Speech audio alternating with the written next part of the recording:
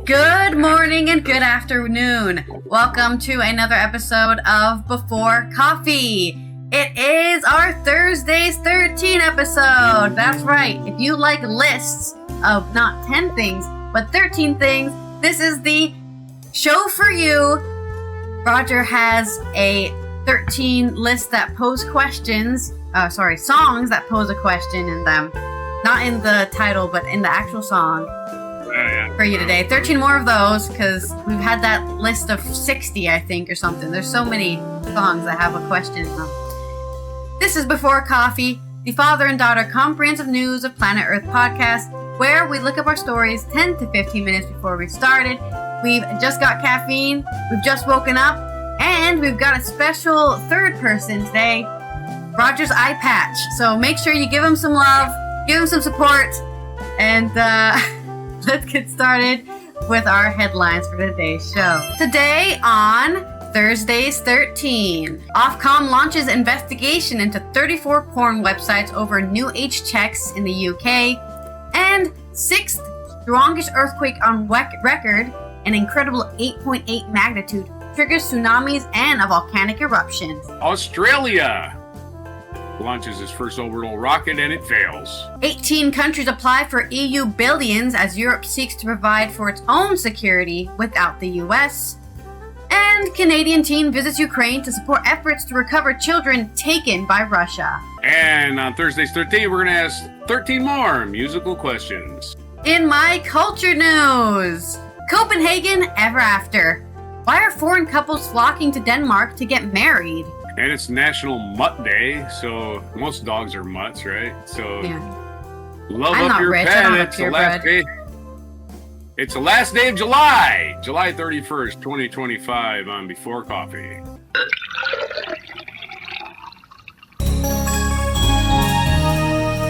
The last day of July here.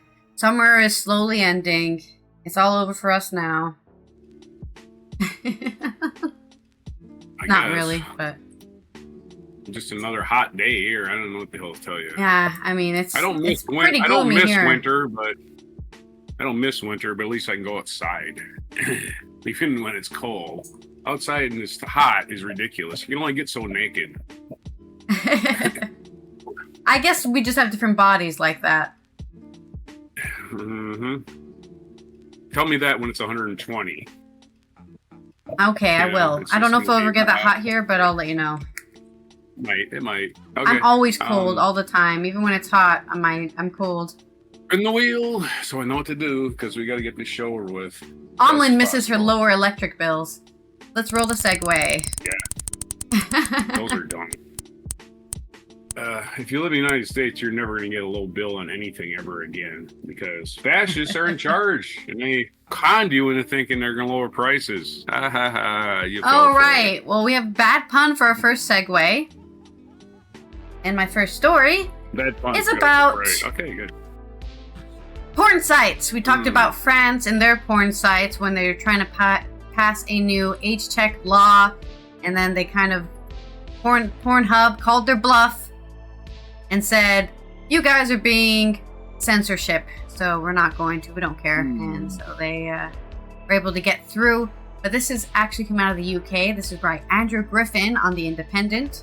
Ofcom, which is the government, I guess the government censorship. It's like their FCC. It's the Federal Communications, compliance.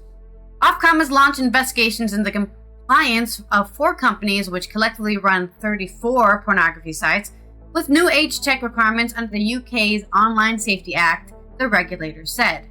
The regulator will examine whether websites run by 8579 LLC AVS Group Ltd, Kick Online Entertainment SA, and Trendio Ltd have done enough to protect children from watching inappropriate content. Together, the websites run by companies are visited by 9 million people in the UK each month, the regulator said. They join other companies under the investigation by Ofcom, including 4chan, which has also been accused of allowing users to access illegal content. The new Online Safety Act allows Ofcom to impose fines up to 18 million or 10% of worldwide revenue, whichever is larger. They're rounding up, not rounding down. It can also get a court order for business disruption measures, which can include forcing payment providers or advertisers to stop providing services or banning internet companies from allowing customers to gain access to a given website. First, Ofcom will investigate the companies to check whether their websites have requisite checks. If failures are found, it will issue them with notices that they can appeal before a final decision is made. Now, the reason I wanted to talk about this quite short story, that's the whole story, is there is an argument from people that when you have a credit card company, let's say Visa and MasterCard, they will deny letting you use their card on certain websites, right? So in a way, private companies are telling you what you're allowed to do with your money, like morally, what is correct to use your money for. Exactly, that's right. Is pretty fucked up in my opinion. And this is worse because it's the government telling you. I understand why these are in place. Which government? Right? This Which is the government UK are we talking about? This right. is the UK UK has never recognized human rights ever. Yeah. So I mean, they say they have, but they didn't have a Bill of Rights. They had the Magna Carta, which can be interpreted a million different ways. Yeah, I agree with you, but I'm just saying, just because they haven't officially ever been pro-human rights doesn't mean you can't criticize them for it, That's all. So, for me, they are recognizing Palestine, so you gotta give them credit for it. For me, it's just very odd to be, okay, this is my crazy, opinion, but I think if you want to control the internet, that's your personal responsibility. If you don't want your children accessing porn, there's this thing called child mode or kid safety or whatever that you can put on every single device ever. They've added those for you, but then you get angry because a porn site, I'm just saying, right, you get angry a porn site exists and say, my child accessed Pornhub and they got past the 18 plus thing, because all you have to do is say, yes, I'm 18. Yeah, so I get you. Lazy parenting, they get to blame the government. Yeah, exactly. So instead of, just having the honor system and protecting your children from the internet, now the internet has to protect your children from itself. And you have to probably have an ID. I think that's what happened. You have to have an ID, a registered license, and they say, yep, you're a real person. You can access this website. But also, on the other hand, right, I'm actually very pro not being anonymous on the internet, because I think a lot of people get away with that shit, and they need to stop being cowards. I'm not scared of being who I am on the internet. There's plenty of people who will send death threats to their favorite celebrity to bully and get away with it, right? I'm going to find you and murder you in your basement. Okay, well, you're going to be arrested now, sir. You're a danger to society. Okay. I'm just being a centrist, basically. Give me a bad pun. A bad pun. This gives parents an excuse to be more hands-on with their children's pornography searches. Hands-on. Ooh, that's a little creepy. Anyway. Kids are going to start selling USB drives to each other with porn. Hey, I downloaded this. I got it from my cousin. You can put it in your computer and watch all you want. Oh, goodness. The old days of hard copies. Another pun, hard copy. Of course, another hard opinion as someone who doesn't have children, right? I don't think we should be hiding children from porn. They're going to find it anyways. Like maybe 4-year-olds, right? But what are 4-year-olds doing on the internet anyways? I would say you have total control over your whole household's internet consumption, right? Unless the kid gets a stolen Wi-Fi password from a neighbor, you can just go talk to the neighbor and say, "Hey, change your password," right? Yeah. I'm just saying. You can block websites on your router, on your internet. You can definitely do all that. I mean, children shouldn't be wasting their time and shit like that anyway. It's freaking pointless. It is pointless. It is completely pointless. Anyway. Okay, our next story is about the earthquake that you guys have probably already heard about. But now a Russian volcano has erupted, that's not usually what you hear about. Usually it's like Japan, some other islands. Underwater volcano. But Russia here at 11:25 local time yesterday had one of the strongest earthquakes ever hit the Kamchatka Peninsula in eastern Russia. This is on IFL Science by Dr. Alfredo Carpenetti, who is, I don't know what he's a doctor in. He could be a doctor anything. I should have told me. He's a doctor in... Doctor of waves. Yeah, he's a doctor of waves. He's a wave doctor. And before, he's like a doctor of, I don't even know. I don't even know. Not anything to do with this. The quake has reported a magnitude of 8.8, making it tied for the 6th strongest on record. The 2 stronger ones were in 2004 in the Indian Ocean quake that hit Sumatra, and the 11 Tohoku quake, both of which caused devastating tsunamis. Of course, that's the famous one that happened in Japan that caused an entire nuclear power plant to have to be taken out of commission. Killed thousands. Yeah. Thousands and thousands. This new quake also caused tsunami waves across the Pacific, triggering the warning system on islands and coasts alike, from Alaska to Hawaii, across Japan, South America, and all of the Polynesian nations. Most of the warnings have now been downgraded, following the waves passing through. Millions of people were evacuated or had to find shelter away from the coast in many countries. 2 million people moved away from the coast in Japan alone, as the country is only a few thousand kilometers from the quake's epicenter. Waves of up to 4 meters, which is 2 times taller than me, almost 2.5 times taller than me, 13 feet, were reported in Russia town of Severodvinsk, about 550 kilometers or 350 miles from the quake's source. Shorter waves have been reported across the Pacific. Currently, there are no reported casualties from quake or the tsunamis, showing that the warning system, part of which is in the U.S., has been targeted by the convicted felons' administrative cuts, is fundamental to keeping people safe. We don't need people. Just replace everything with AI and robots, and they totally won't make mistakes. Private industry will save you somehow. Yeah, they care about you as long as they're making money.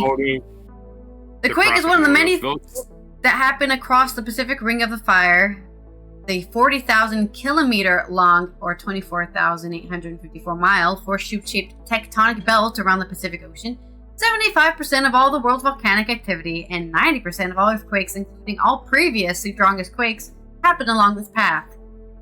If you didn't know this, well, I'm glad to have told you. I think it's something I learned in grade school. The top 5 of all above 9 in terms of magnitude, so at least 1.5 times stronger than the one that happened today.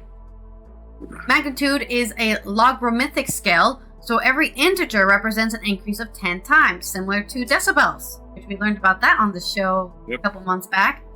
The strongest in record, according to the U.S. Geological Survey, was in 1960 in Biobío, Chile, reaching 9.5, 5 times as strong as the one that just occurred.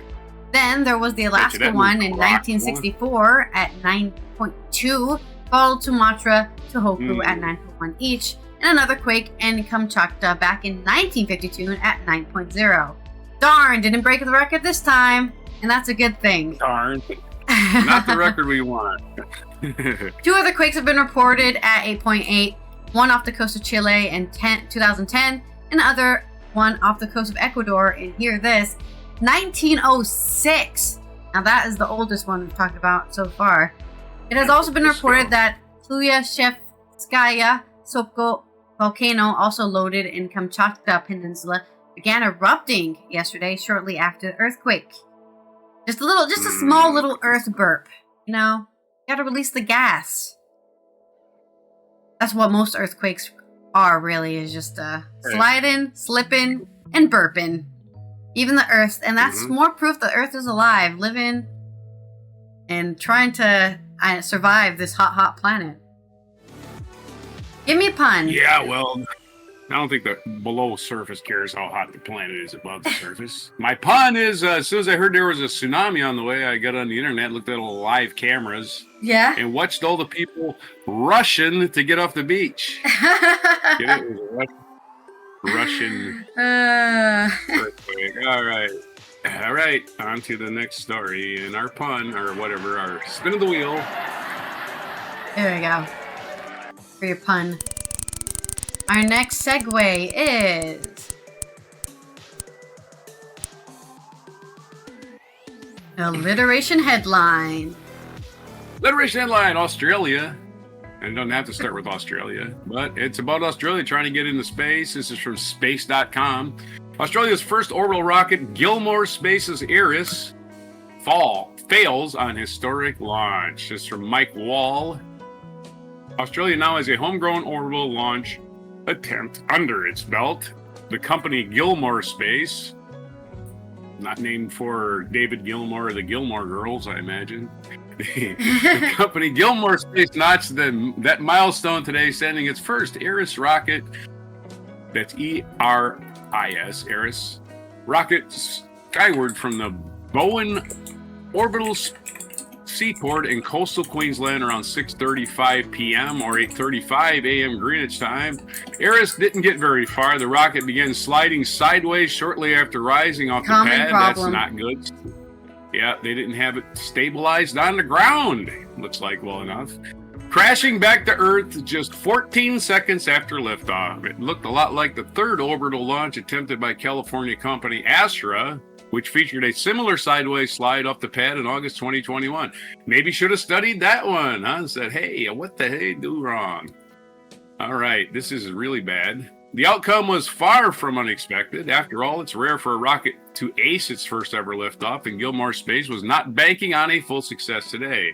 Whether we make it off the pad, reaching max Q, or get all the way into space, what's important is that every second of flight will deliver valuable data that will improve our rocket's reliability and performance for future launches. At least it won't take you long to go through all the data of your 14 seconds in not on Earth, not on the launch pad. The company said about the mission, which was known as Iris-1 in a February statement. Gilmour Space sounded an optimistic note after the launch as well. Today, Iris became the first #Australian-made orbital rocket to launch from Australian soil at around 14 seconds of flight. 14 seconds. Yeah, 1, 2, okay, it's done. 23 seconds of engine burn. Big step for launch capability. Team safe, data in hand, eyes on the test flight 2. The company said this evening on an X post that shared 2 photos of the liftoff. Getting off the pad and into the flight is a huge step forward for any new rocket program. Gilmour Space CEO Adam Gilmour said in the email, the statement this evening, hey, investors, I'm still here. We still can do this. I know we can. Hey, investors, hey, all out there. This was the first real test of our rocket system, our propulsion technology, and our spaceport, and it proved that much of what we built works. Much of, not even, is that even saying 50%? Just much. Yeah, the lights didn't fail. Anyway, I'm sorry, I'm being a smart ass. Breaking space news. So there were no injuries and no adverse environmental impacts as a result of the launch anomaly, company representatives said in a statement. It's an anomaly. They're calling it an anomaly. A major catastrophe is now referred to as an anomaly. All right. #Australian-made orbital rocket to launch from Australian soil. I'm actually reading this stinking Twitter post. Today's launch was a long time coming. Gilmour Space, which is based on Australia's Gold Coast, originally aimed to fly as early as March, but that plan was scuttled by the tropical cyclone Alfred. The company then targeted mid-May, but was foiled by a technical issue. And May 15th, Aaron's payload, fairing the clamshell that protects satellites during the launch, unexpectedly popped off while the rocket was sitting on the pad. No, my clams! My space clams! Clamshell. Now it's simply been destroyed. Not simply been destroyed by the thing crashing into Earth. The culprit was a surprise power surge caused by electrical black feed from downstream devices, Gilmour Space explained on an X post on May 30th. After fixing that issue, the company geared up for a try in late June. That didn't happen, however, thanks to a strong winds near the spaceport. Maybe move your spaceport. Oh man, they just got all the bad things happening. You're trying to do this in winter, too, by the way. Maybe try it in summer. Which Gilmour Space operates just north of the town of Bowen. The target date that then continued slipping to the right due to largely unfavorable weather until Aaron was finally able to get off the ground today. There you go. There's your unfortunate, not tragic news, but unfortunate. Tragic for the people who spent all that time and money, I guess. Put another shrimp on a Barbie, go for a walkabout. Poor Australia. Throw a couple of boomerangs, hug a kangaroo. I'm no rocket scientist, and that's for sure. That's all I don't look at. All right, here's your alliteration. Australia's ambitious astronauts abruptly abandoned their ascent as aspirations in the atmosphere astonishingly aged and awry. There you go. That's cool, but there was no astronauts involved. It was just gear. It was just gear. Well, There's no people on it. They're, it's an alliteration.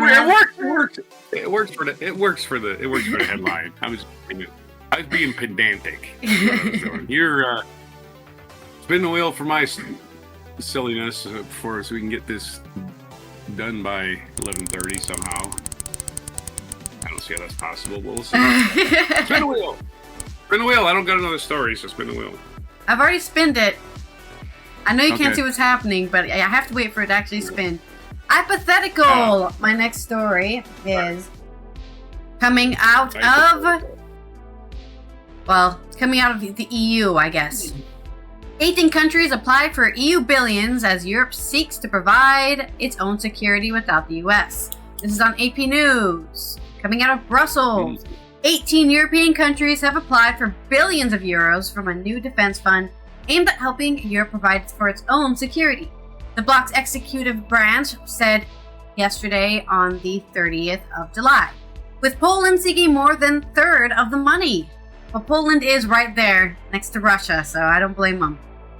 How many times has Poland been attacked and invaded? 5 times? That's too many times, man. Oh. Way more than that, probably. Right. They once had their own kingdom. Times. Like before Germany was even a thing. Yeah. Poland was a kingdom, right? So the Security sad. Action for Europe, SAFE, literally SAFE fund, is a 150 billion euro or 173 billion dollar program of cheap loans that member countries, Ukraine, and outsiders with an EU security agreement like Britain can use to buy military equipment together. The fund was launched after the convicted felon Trump signaled that Europe is no longer a U.S. security priority. It's for buying key equipment like air and missile defense systems, artillery, ammunition, drones, and strategic enablers like air-to-air refueling. The European Commission said that Belgium, Bulgaria, Croatia, Cyprus, Czechia, Estonia, Finland, France, Greece, Hungary, Italy, Latvia, Lithuania, Poland, Portugal, Romania, Slovakia, and in Spain have applied for money so far. That's almost everyone. That's our Thursday 13, right there, man. There's your Thursday 13. Good night, Thursday 13 done, but it was actually night 18. But okay. I stopped counting. That's as high as I can count. Sorry.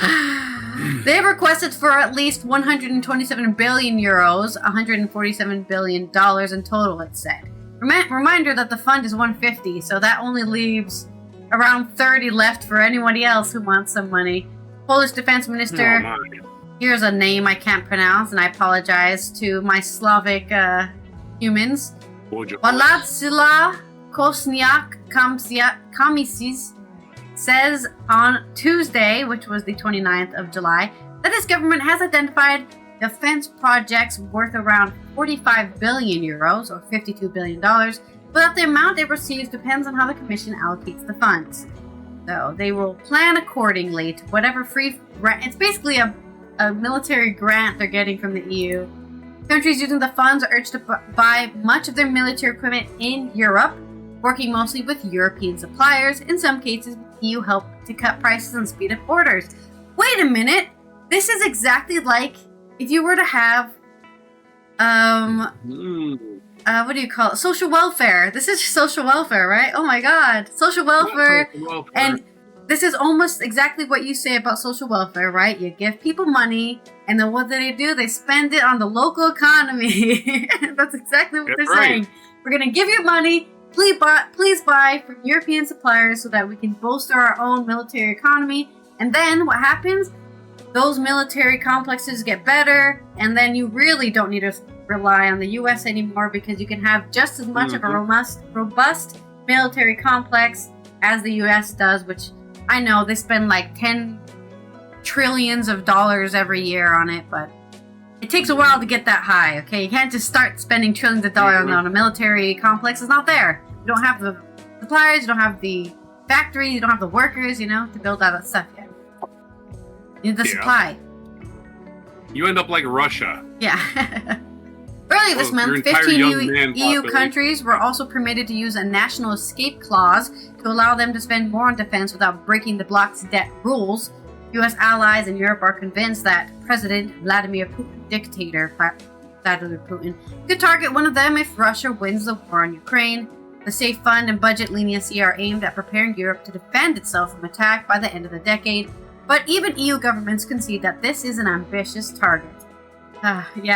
It's a bit too late to start now. They should have started during Crimea back in 2016. Or was it 2014? It's never too late to build up your military and become hegemonious. Do you have a hypothetical? I guess is that your hypothetical?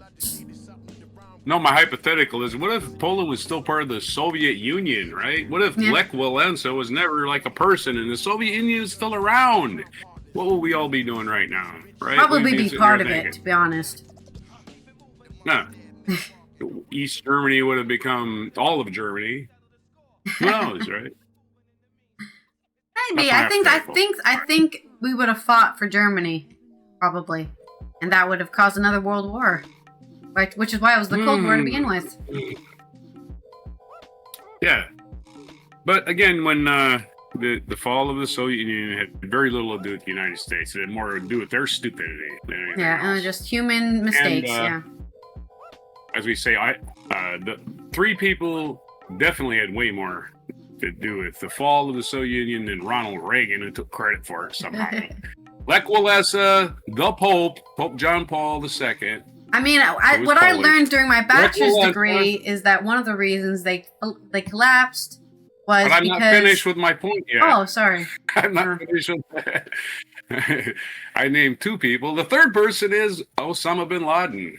Was really? Responsible for the fall of the Soviet. Yeah, because he fought with the Mujahideen in Afghanistan. He was their number one financer because he was a rich guy. So, okay. I'm sorry, what's that? But I was going to say, what I learned is that one of the reasons was also the Russian leaders, I should say the Soviet leaders, because there was no Russia back then. They just got more lax and more lax. More satellite states, satellite states aren't part of the Soviet Union. They're more like the buffer wall between the Soviet Union and the West. Yeah, you can't control them. But they started, like Poland, Czechia, all of them started protesting every freaking month, every freaking year. Protest and protest and protest. And they're like, fuck it, we don't care anymore. You guys can be free from the Soviet Union. And then after that, the metaphor of the juggler having too many balls in the air at once. Exactly. Okay, I have another story. Oh, you got another story, boy. 16-year-old Jaden Braves says he chose to travel to Ukraine and volunteer for a humanitarian and a group operating in the war zone because he thinks young people need to step up when others are suffering. This is coming out of Ottawa on Cambridge Today by Catherine Morrison. Braves, who is from Toronto and is the founder of the Young Politicians of Canada, was in Kyiv for about 2 weeks in July.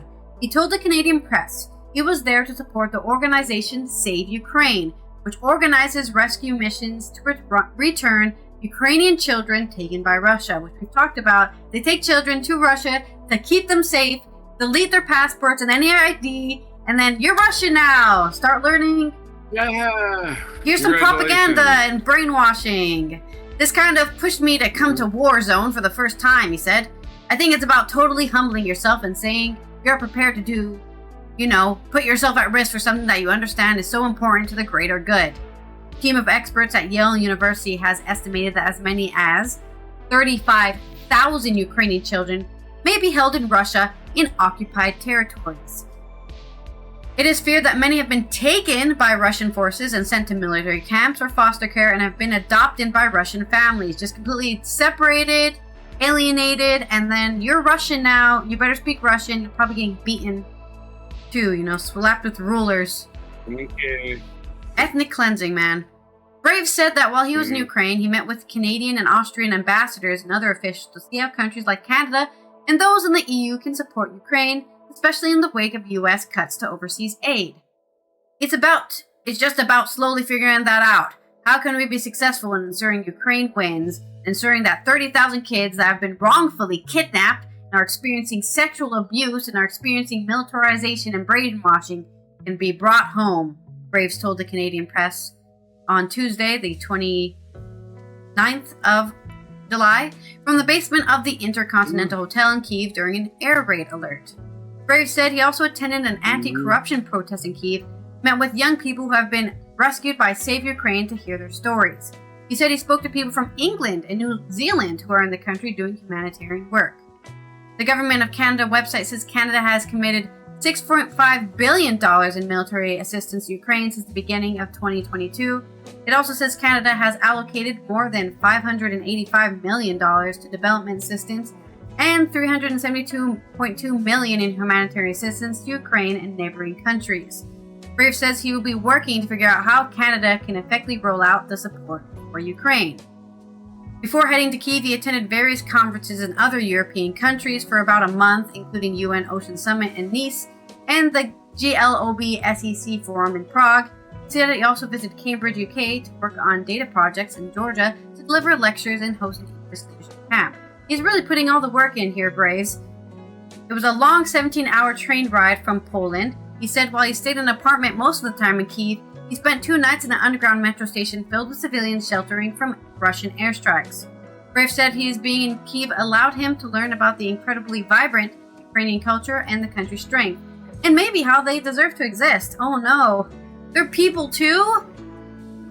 He's working on forming a coalition of young Canadians to press for the return of Ukrainians taken by Russia. He said he has been in touch with Foreign Affairs Minister Anita Anand's office to discuss how Canada can help bring those children home. I look forward to coming back to Canada and continuing to ensure Canada can collaborate further with Ukraine. We as young people need to go support other young people that are in very dire situations like other places in the world where we see humanitarian crises. This is certainly one of them. So there's your news, some good news coming out of Ukraine and coming out of Canada about one guy who's joining other guys and other gals and trying to save these poor children who are being kidnapped by Russians. All right, I could almost see now. All right, so I guess I had like a hypothetical? Yeah. Wouldn't it be nice if, I have nothing. I mean, it would be nice if the Soviet Union never existed, I guess. I don't know. They don't know. I mean, they just think, we gotta invade everybody around us because they have resources. Our land mass isn't big enough, or whatever the hell their problem is. All right, on to the next story because I got to get going. It's going to be a quickest reading of anything I've ever done because I'm running out of time. So we can just stop. I don't know. And you can just go. No, it's not that late. I got to get this done. I'm not going to come back to this. It's going to be hours before I get back here. Let's. This is spin the wheel. Hoping you had shorter stories. Actually, I probably should have told you. All these stories are short. I think you're just being impatient. Yeah, we need. One story would have been probably better. I should have said that. Okay, so here's my Thursday 13 list. This is a 13, my third try at the musical questions, which I am having trouble with my right eye now, which is wonderful. So I'm not going to be able to even read this. So far, I can almost read the top line. Who Will Save Your Soul by Jewel is number one. If you know Jewel, it's a song written by Jewel. She was a homeless girl at one time when she finally got famous. And, living in her car. I believe it was living in her car in Alaska. She was an Alaska girl. Kind of a self-sufficient type. Anyway, Bob Dylan took her on tour, and then her career took off. Who will save your soul? She asked the musical question. That's her number one. Number two is, we're going to go like Bo Diddley, the original Bo Diddley. It's got the Bo Diddley beat, and it's called Who Do You Love? Who Do You Love? And then, of course, it's got that Bo Diddley beat. Who Do You Love? Famously done by Bo Diddley, remade by The Doors and George Thorogood and all kinds of good guys like which that. Which means it's a good song. Who Do You Love was the question. Yeah, number three, Linda Ronstadt remade the Everly Brothers song, but she had a bigger hit with it. And the question they asked was, when will I be loved? Yeah. That was the musical question. I've been cheated, been mistreated. When will I be loved? That's the Literally question everything she else but asked. being loved. Tragic. That's right. Yeah, that's a question that Phil Everly, the author of it, wrote, and Linda Ronstadt had a big hit with it after the Everly Brothers back in the 60s. Number 4 is Where's the Love by Roberta Flack. I think, I don't know if the Black Eyed Peas remade this or it's a different version. I think this is the Roberta Flack version. Yeah. Wilton by William Saylor and Ralph McDonald. Where is the love? Roberta Flack asked. Number 5. This is Peter Frampton, the famous guitar player. His longest hit song, it stretched out to 7 minutes on the radio, but on the album, I think it was like 17 minutes, was Do You Feel Like We Do? And that question was like, yeah, we want to go partying just like we did yesterday. Do you feel like we do? And the crowd's like, yeah, we're rock concert goers. That's how we feel all the time. So, do you feel like we do? The answer, of course, was, hell yeah, we do, Peter. Let's party. Number 6. Here's the musical question Frank Zappa asked in the album Joe's Garage. Why does it hurt when I pee? Oh, yeah, George. Frank Zappa. Famous with Frank Zappa humor there. That's right. Yes, and of course, the famous line, I caught it from the toilet seat. It reached right up and grabbed my meat. Oh, no. From Frank Zappa. Yeah, good old Frank. Don't care, never did. He was going to offend you because you wanted to be offended. Number 7. Do You Know What I Mean by Lee Michaels. Do you know what I mean? That's he had a hit song with this. I just saw her yesterday, blah, blah, blah. I don't know exact words. Can't read today, so I'm just going to go with that. Hey, Michael, do you know what I mean? I ask at the end of everything he says, you know what I mean? I absolutely do not know what he means at any point in that song. But when anyway, you get your toe stuck in a broom, you know what I mean? What do you mean? It was a rhetorical question. Most of these are rhetorical questions. And in number 8, the rock band Ace had a hit song with their singer Paul Carrack's composition called How Long Has This Been Going On? Oh yeah, he's been cheating. He's been cheating on old Paul for a while, and he just found out about it. And he says in the song, I'm not quite as dumb as I seem, which in reality he probably is, because he's still asking the question, how long has this been going on? Anyway, the answer is a while. Yeah, a while. It's been going on for a while, Paul. Number 9. Have I told you lately that I love you? That's a remake by Rod Stewart, but the original was sung by Van Morrison, the Irish crooner, Van Morrison. Have I told you lately that I love you? Which is very, very sappy, sentimental song, which is like another thing that doesn't require an answer. It's a rhetorical question. Have I told you lately that I love you? And she goes, why, no, you haven't, you son of a bitch. It's been 5 years. Oh, well, I'm never bringing it up again. Anyway. You can't remember. Number if you 10. can't remember you've done it, you haven't done it recently. That's for sure. All right. Number 10 is a song that begins with a baby cry. And it's called Isn't She Lovely by Stevie Wonder, right? Isn't she lovely? Baby features an actual baby being born at actual birth, which is Isn't amazing, she right? beautiful? Isn't she lovely? Isn't she wonderful? Less than 5 minutes old or whatever the next song is, so you know it's about a baby. Isn't she lovely? Oh yes, a lovely baby. You had to wait till the baby was born, or it would have been, isn't he lovely, right? They didn't have... Who knew? Yeah. Aren't they lovely? Yeah. He could have said, aren't they lovely? Aren't they beautiful? Wonderful.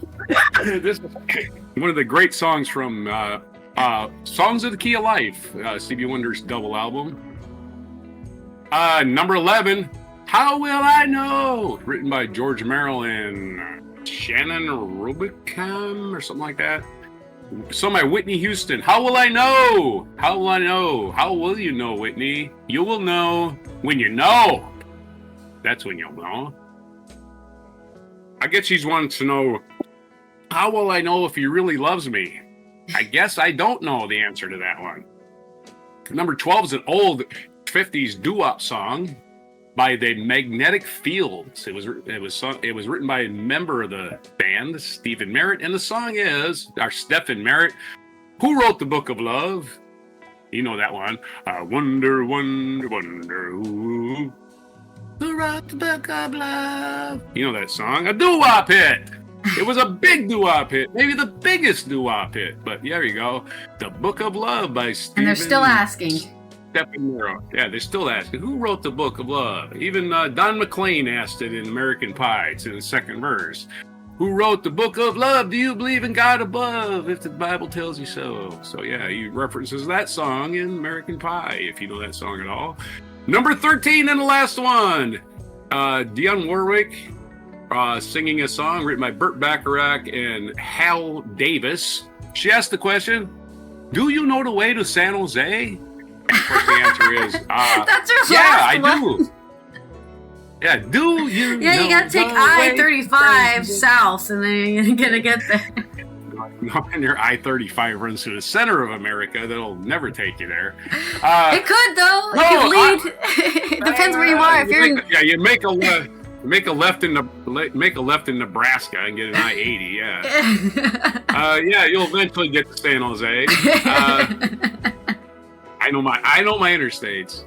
I know you've driven all over. The answer is, hey, Dion, you ever heard of Google Maps? No, of course she hasn't.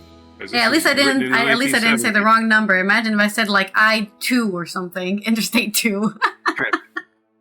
Yeah, Dionne Warwick for the song. It was written by Burt Bacharach. So, he wrote the music. Hal David wrote the lyrics. He's the one that gets lost in California.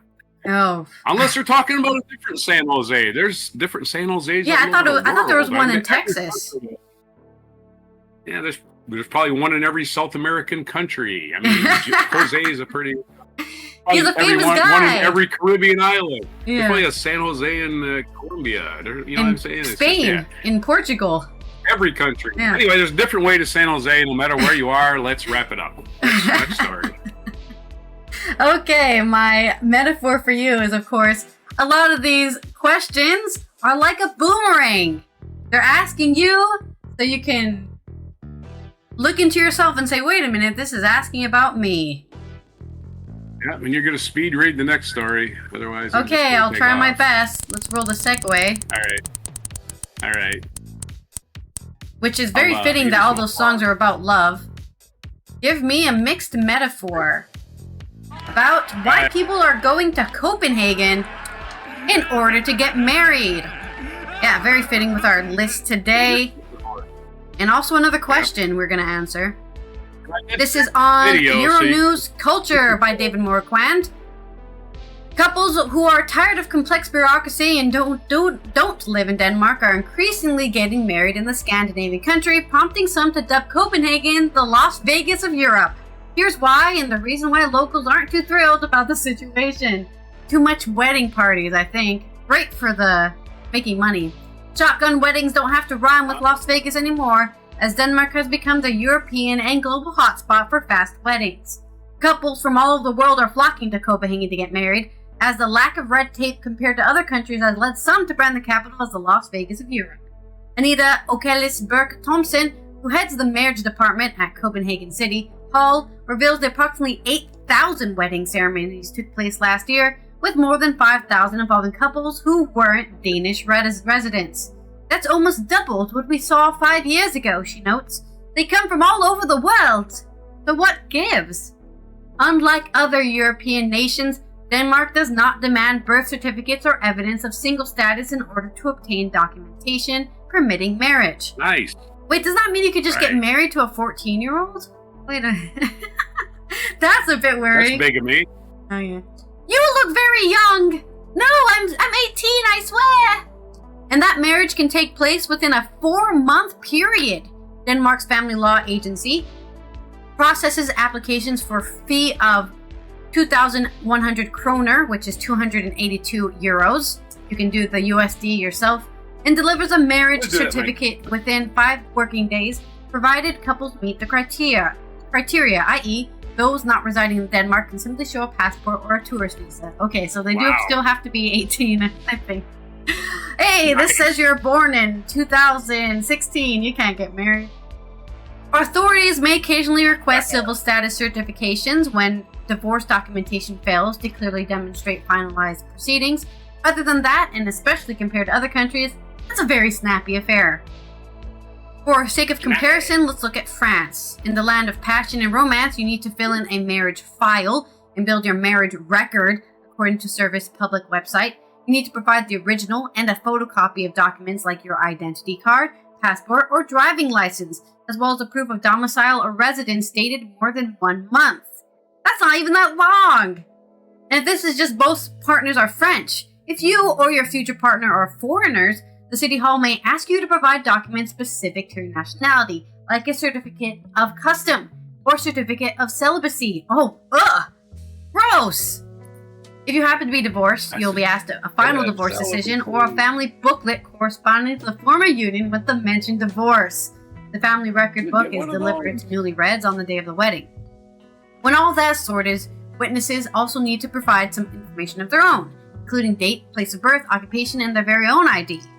When all is that, provided you've filled all of that out thoroughly and completely, your marriage file, you have to submit the file to the municipality of the chosen location for the ceremony. The file will be reviewed, and the registrar tends to audition the couple. The date is then fixed in agreement with the town hall, knowing that the marriage cannot be celebrated until the 10th day following the publication of the wedding reports. That's a lot of fucking rules, man. Finally, on the day, the celebration must be done by a mayor or a deputy. Are you swooning yet? Is the romance in the air? France may have a reputation for passion, but anyone who's ever lived there can attest to the Gallic fervor for paperwork. Don't get us started about Germany. Oh, yeah. So, back to Denmark. The French had invented bureaucracy. Yeah, I mean, it's a French word. Back to Denmark, where tying the knot does not require as much patience. The standard procedure can be wrapped up in just 5 working days, which is enough to validate the paperwork and book a slot. Oh boy. I've had heard that the paperwork is very easy as it was, shares an American citizen who lives in the EU as in heading to Aarhus in Denmark next month for a small and private ceremony. 20 minutes to fill in the online form within 4 days. I got a response. I have some friends in Aarhus, but it's true that the process was incredibly easy. Oh, sorry, this is a woman. Naturally, you have to submit some proof that it's a real relationship and not some visa scam, but it's such a smooth affair, and you don't need to submit proof of divorce, for example. It was then told that my nearest date would be for the ceremony, and that was within a space of 2 months. Easy! As much as we wish her and her partner a long, happy life together, there are those who aren't pleased about the amount of foreign couples heading to Denmark for their special day. The locals aren't too thrilled of the influx of soon-to-be newlyweds, as demand for ceremonies at Copenhagen City Hall now vastly outstrip the number of available appointments. I lived here for 20 years and I can't get married because 20 million foreigners have taken up the slots. Mia Nygaard, Copenhagen official overseeing culture and leisure, told AP that the significant rise in foreign couples tying the knot in the capital poses challenges for Copenhagen-based couples wishing to get married. This has led officials to plan intervention measures. Nygaard stated that roughly 40% of wedding appointments in the City Hall will be set aside for Copenhagen residents from late October onwards. Wait a minute. So if you're a foreigner, you get those nice summer weddings, but if you're living there, sorry, rainy October, it is for you. No, I think they just mean from October until the rest of the time. But it would be funny if they're like, you can only get married in the fall, you live here. It also is worth noting that while Denmark's wedding may be appealing, especially for same-sex couples, as the Scandinavian country is one of Europe's most inclusive in terms of LGBTQ rights, and was the first country in the world to recognize same-sex civil unions in 1989, watch out for the hidden paperwork and possible snags once you get home. While a Danish marriage may seem straightforward on paper, EU member states are not obligated to validate marriages performed in other countries. Recognition depends on each nation's law. Thankfully, by large, marriages performed abroad are valid in the country they follow local laws. To swing back to France, it's mercifully easier affair in this regard. The principle of lex loci celebrationis, law of the place of ceremony, applies, meaning if that marriage is valid under their local law, it's considered valid in France. Whew! Sorry, I mean, Because they're French. So if you want to get married in France, go to Denmark. It sounds like. That's my story. Okay. All right. So marriage is like a big old merger of assets, right? Yeah. So shouldn't be taken. But in this merger of assets, you might have extra kids involved in it. So, give birth to several little tiny companies that you got to take care of for the rest of their lives. So there's your mixed metaphor. All right, let's roll a last segue. Spin the wheel while I'm reading because I got no time. In 1556, St. Ignatius of Loyola, founder of the Jesuit Order of Roman Catholic Church, died in Rome. 1667, the Treaty of Breda entered the Second Anglo-Dutch War and transferred New Netherlands, which is New York and New Jersey, to England. So as you wondered why, when that took place, when that big transfer took place, not just New York City, Manhattan, but all of New York and New Jersey, that big landmass. 1921, Whitney M. Young Jr., who spearheaded the drive for equal opportunity for Americans in industry and U.S. government, was born in Lincoln Ridge, Kentucky. 1948, U.S. President Harry Truman dedicated Idlewild Airport in New York as New York International Airport out in Long Island. It's all now known as JFK. 1965, British author J.K. Rowling was born. You know who she is. Famous they take turf. A picture of like the side. Yeah, they taken a picture of the side of her face, like her whole face isn't good enough for a picture or something. 2006, because of health problems, longtime Cuban leader Fidel Castro handed over his provisional power to his brother. The latter served until the country's acting president until officially assuming post in 2008. Raul Castro. His brother took over. 2012, American novelist Gore Vidal died at the age of 86, known for his irreverent and intellectual adroit novels. Also a first cousin to Al Gore. His first name is Gore, and Al Gore's last name is Gore. Because that was Gore Vidal's mother. Yeah, Gore Vidal's maiden name. Mother's maiden name was Gore. So that was Al Gore's aunt. 2012, at the Summer Games in London, American swimmer Michael Phelps, who we talked about quite a bit, captured an unprecedented 19th Olympic gold medal, and they suspect he has gills. Anyway, he broke the record. Sorry, I'm just joking. He surpassed the record set by Soviet gymnast Larissa Latinina. 2019, American theatrical producer Harold Prince died at the age of 91. Harold Prince happens to be the name of my brother-in-law. Anyway, he the recipient of 21 Tony Awards, which is a record. He's the Michael Phelps of the Tony Awards. And our featured event, we went to space. We tried to go to space with Australia earlier today, but that didn't work. But we remember 1971, the lunar roving vehicle first used on the moon. And this day in 1971, Apollo 15 astronauts James B. Irwin and David Scott first used four-wheel battery-powered lunar roving vehicle to extensively explore the moon's surface, and particularly the Hadley Apennine site. Our featured biographies: Milton Friedman, American economist, kind of gets stuff wrong all the time, so no big deal about him. July 31st, 1912, New York City. He's right about tariffs, though. He is a right-wing economist. He's right about terrorists, just raising prices. And he died November 6th. What was that? November 6th, 2006, at the age of 94. Other birthdays today: Milton Friedman did that. Primo Levi, Italian writer and chemist. John Searle, American philosopher. Wesley Snipes. John Searle, born in 1932. Primo Levi, born in 1919. Wesley Snipes, birthday 1962. Sir Wesley turned 63 today. Happy birthday, famous tax dodger Wesley Snipes, right? And J.K. Rowling, we did that birthday. National days today. We have National Intern Day. So if you're not getting paid for your job, that sucks. National Avocado Day. I love me some avocados, some guacamoles. National Chili Dog Day. National Mutt Day. National Raspberry Cake Day. So that's all your spins of the wheels, your mispronunciations, your rush stories, because I got to get the hell out of here. For July 31st, 2025 and before, chili dogs, avocados, and a raspberry cake. Chili, that's a lot of things. Wow. Okay, I only have two alliterations for you. Because you read that so fast, I couldn't think of another one for the last. You can have zero for all I care, because I'm leaving now. Luminous lunar rovers roll restlessly, revealing remote realms of the moon. And then westward winds whisper wildly, wishing Wesley Snipes a wondrous birthday. There you go. Right on. All right. I was like, Wesley Snipes, the W is a nice one for that. Okay, there's no international UN celebrations today, so you're free from being internationally recognizing anything.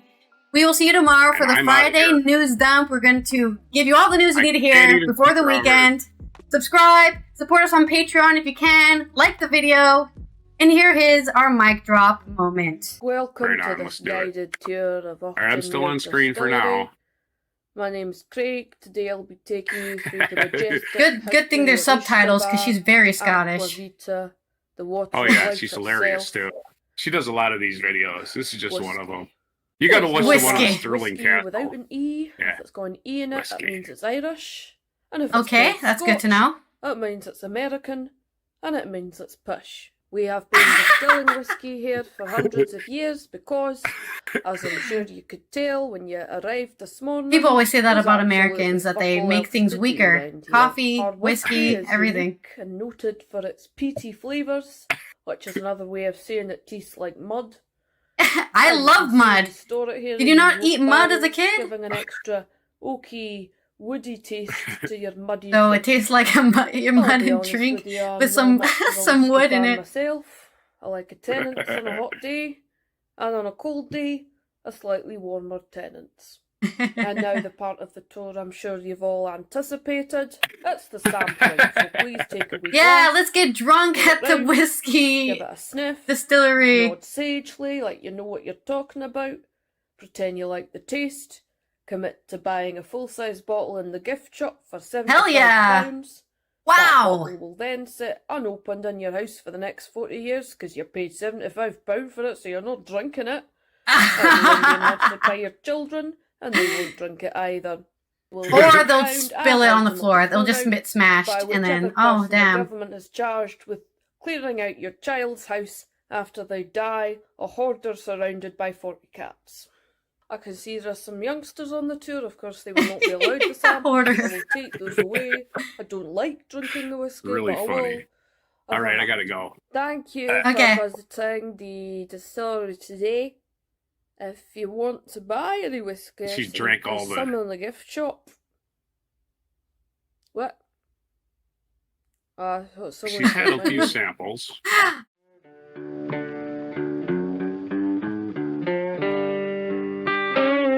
Be sure to hit the like, subscribe, and notify buttons, and follow our other channels, Toxic Alley, History of Gravy, and Scratchy Old Records.